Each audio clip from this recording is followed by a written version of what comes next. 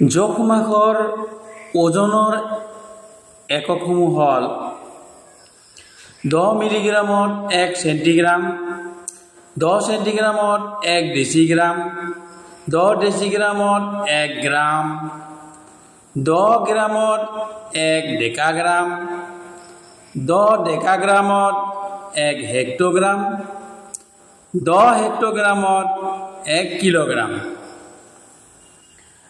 এতিয়া যদি একে উশাহতে ক'ব বিচাৰে ল'ৰা ছোৱালীবিলাকে মুখস্থ কৰি পেলাই একে উশাহতে ক'ব বিচাৰে তেনেহ'লে এনেকৈ ক'ব লাগিব 10 মিলিগ্ৰামত 1 চেণ্টিগ্ৰাম, 10 চেণ্টিগ্ৰামত 1 ডেচিগ্ৰাম, 10 ডেচিগ্ৰামত 1 গ্ৰাম, 10 গ্ৰামত 1 ডেকাগ্ৰাম, 10 ডেকাগ্ৰামত 1 হেক্টগ্ৰাম, 10 হেক্টগ্ৰামত 1 কিলোগ্ৰাম। এতিয়া মই ক'ব খুজিছোঁ এই ওজনৰ এককবোৰ উঠি অহা ল'ৰা ছোৱালীবিলাকৰ ছাত্ৰ ছাত্ৰীসকলৰ কাৰণে বৰ অতিকে প্ৰয়োজন।